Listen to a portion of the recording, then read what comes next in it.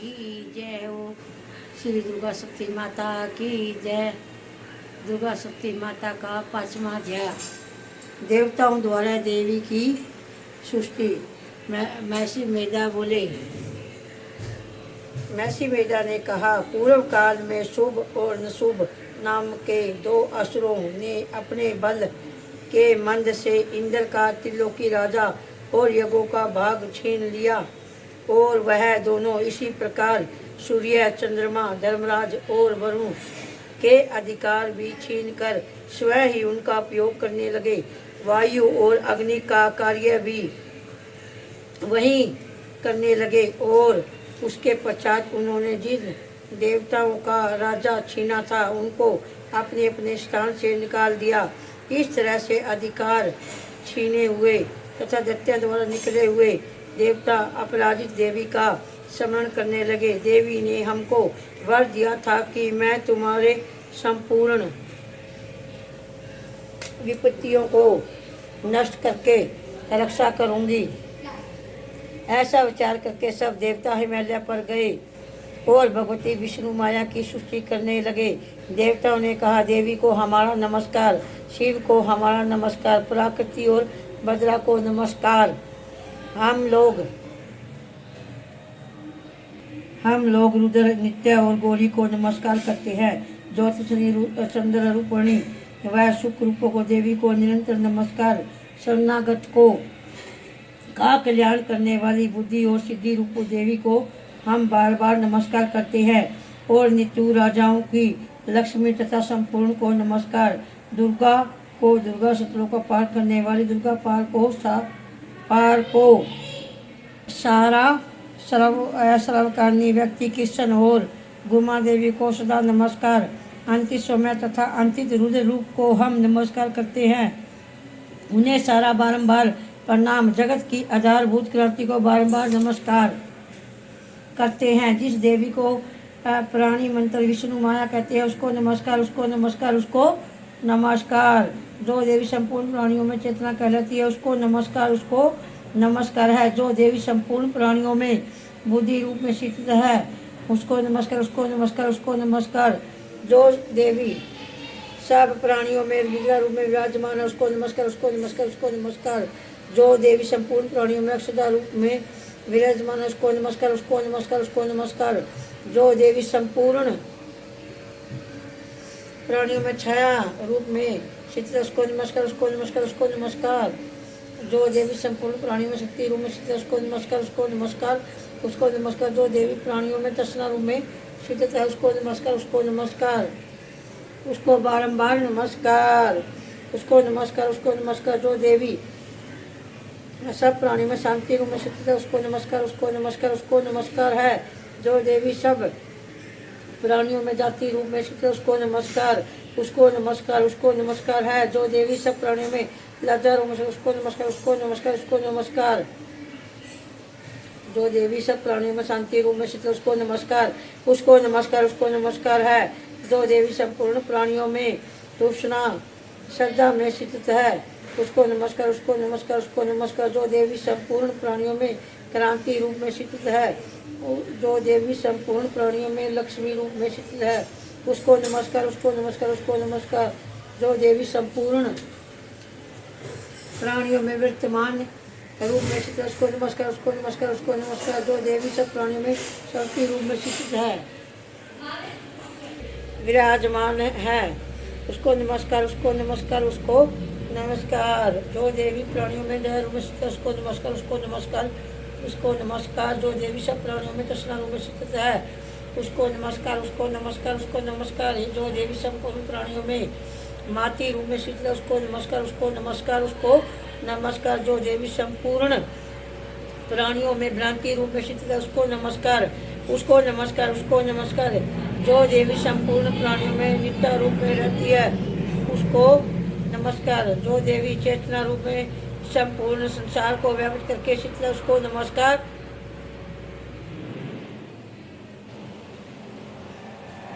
उसको नमस्कार, उसको नमस्कार, उसको नमस्कार, उसको नमस्कार। पूर्व काल में देवता ने अपने अभिवस्त फल पाने के लिए जिसकी सृष्टि की थी, वह देवराज इंद्र ने बहुत दिन तक इसका सेवन किया। वह कल्याण की साधना भूत ईश्वरी हमारा कल्याण और मंगल करे और तथा सारी विपत्तियों को नष्ट कर डाले। असुरों को सताए हुए हम संपूर्ण देवता उस परमेश्वर को इस समय नमस्कार करते हैं तथा जो भक्ति पूर्वक स्मरण को की जाने पर तुरंत सब विपत्तियों को नष्ट कर देती है, वह जगदम्बा इस समय भी हमारा मंगल करके हमारी संपद विपत्तियों को दूर करे। महर्षि मेधा ने कहा, हे राजन, इस प्रकार सब देवता स्तुति कर रहे थे कि उसी समय पार्वती देवी गंगा में स्नान कर रही थी। पार्वती देवी गंगा में स्नान करने के लिए आई, तब उनका शरीर से प्रकट होकर शिवा देवी बोली, शुभ दत्ता के द्वारा स्वर्ग से निकले हुए शुभ से हारे हुए।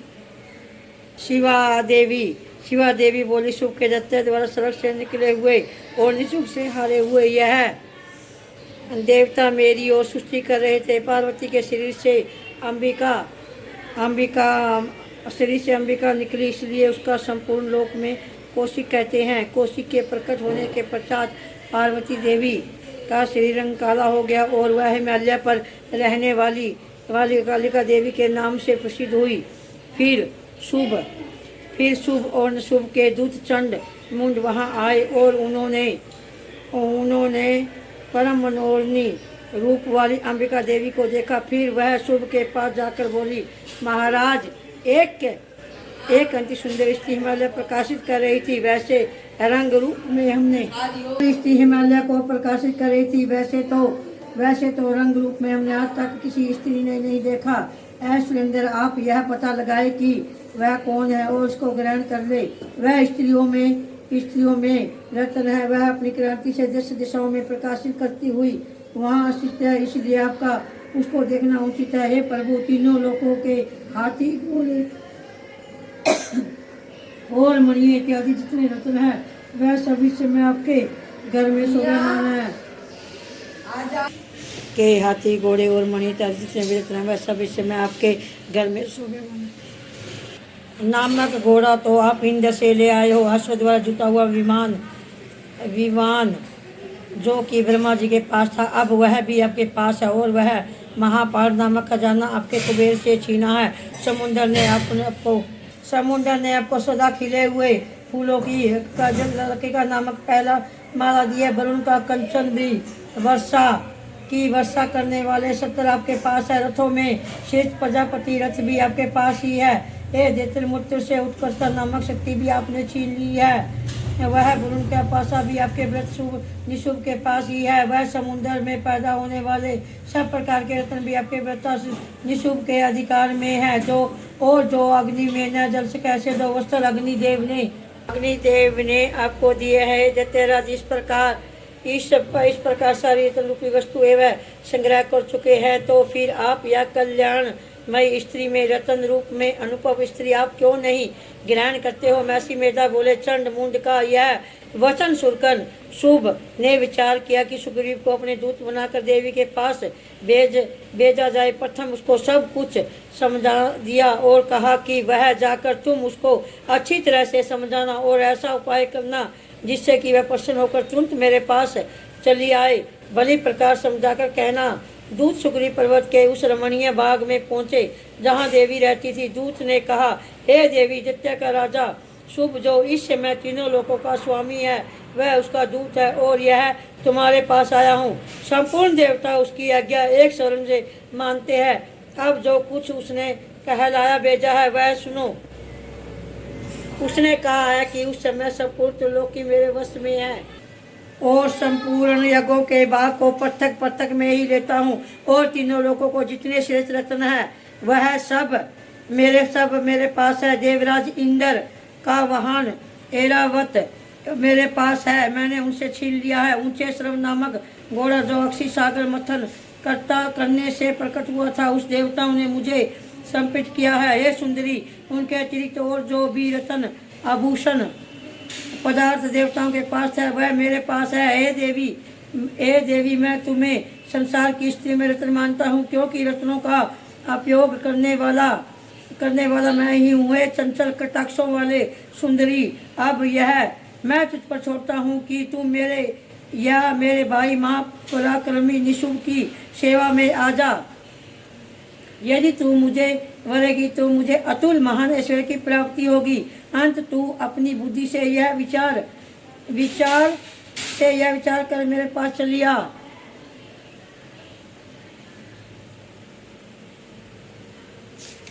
चलिया की मैसी मेधा ने कहा, दूत के ऐसे कहने पर संपूर्ण जगत का कल्याण करने वाली भगवती देवी मन ही मन में मुस्कुराई और इस प्रकार कहने लगी। देवी ने कहा, हे दूत, तू जो कुछ कह रहा है वह सत्य है और इसमें कच्चा मंत्र भी झूठ नहीं है। शुभ इस प्रकार तीनों लोकों का स्वामी है और शुभ भी इसकी तरह पर महापरिक्रमी है, किंतु इसके संबंध में मैं जो प्रतिज्ञा कर चुकी हूँ उसे मैं कैसे झुठला सकती हूँ। अंत तू मैंने जो प्रतिज्ञा की है उसे सुन ले।